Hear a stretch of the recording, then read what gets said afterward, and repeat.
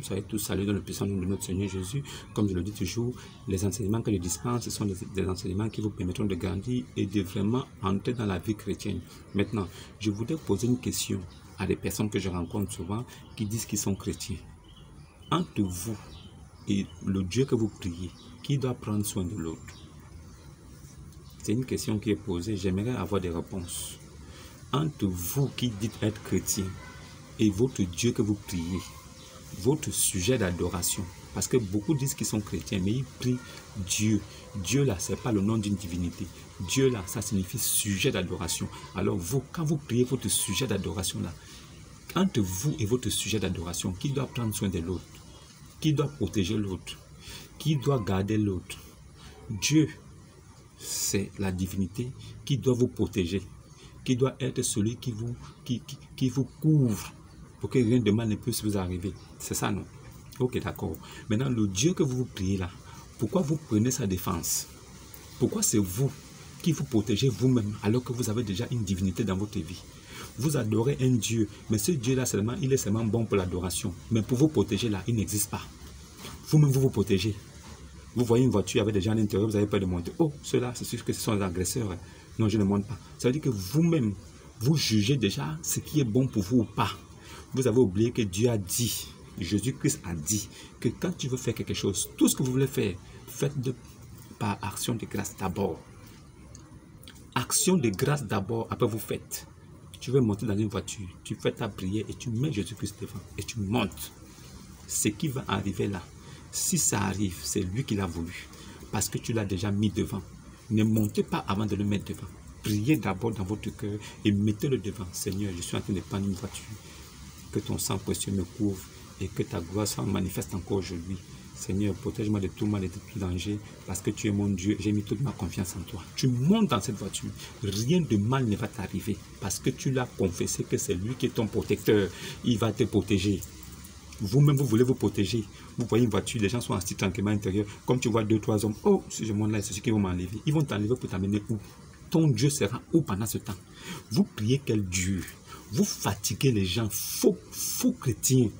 Chrétiens à 2 balles, moribonds. Vous êtes des faux chrétiens, vous faites la honte de la chrétienté. Vous êtes quel genre de chrétien? Vous n'avez pas de Dieu? Un chrétien qui dit qu'il est chrétien. Si tu dis que tu es chrétien, tu te réclames de Christ. C'est pour ça que je parle. Ne dites pas que vous êtes chrétien, dites que vous êtes croyant. Vous croyez à un Dieu. En ce moment-là, personne ne va vous parler. On vous laisse dans vos bêtises. Si tu dis que tu es chrétien, en même temps, tu sors le nom de Christ. Je me sens concerné. Je suis obligé de venir te dire que tu es dans l'erreur. Jésus-Christ a dit, il est le bon berger. C'est le berger qui prend soin de ses brebis, ce n'est pas le contraire. Si tu as déjà un berger dans ta vie, fais-lui confiance. Et à chaque fois, mets-le devant toute situation. C'est lui qui doit s'en occuper. Pourquoi toi-même tu dis que tu as le berger en toi, mais toi-même la brebis, maintenant c'est toi qui te protège. C'est toi-même qui marche devant, le berger derrière. Vous êtes même que j'ai des chrétiens. Vous faites honte. C'est pour ça que certaines personnes se moquent de nous partout là. Vous faites honte. Vous êtes zéro. Ceux qui vous ont baptisé là, ils ne vous ont rien donné. Vous avez été baptisé de qui? Pourquoi? De quoi? Qui est le Dieu que vous priez? Vous connaissez même sa puissance. Vous ne connaissez ni la puissance de Dieu, ni la force des Écritures. Vous ne connaissez rien. Les saintes Écritures là ont une puissance. Dieu lui-même est tout puissant. Est-ce que vous connaissez ça? Vous voulez avoir Dieu, mais vous voulez vous-même vous protéger. Alors ce Dieu ne sert à rien dans votre vie. Vous n'avez pas de Dieu. Vous êtes des bâtards. Vous priez qui? Et il faut qu'on vous laisse dans ça. Je suis chrétien, je suis chrétien. Tu es chrétien quoi? Tu es croyant, croyant. Tu peux croire en Marie, Mère de Dieu. Crois en Marie, Mère de Dieu. Tu peux même croire aussi en Jésus le catholique, celui qui est sur le mur là, celui qui est encore sur la croix. Tu peux croire en lui. Moi, je ne peux pas parler. Tu peux croire même en Issa, le Jésus des musulmans. Tu peux croire en lui. Moi, je ne parle pas. Tu peux croire aussi en Joseph, Joseph, Père de Dieu, de Jésus. Voilà. Tu peux croire aussi en lui. Mais si tu te réclames de Jésus-Christ, je me dois de venir te parler et te recadrer. Parce que tu fais honte. Tu n'as rien reçu. Tu es chrétien sur la forme. Mais dans le fond, il n'y a rien. Alors, tu te réclames de quel Christ? Tu es qui? Tu n'es pas chrétien. Arrêtez de dire ça.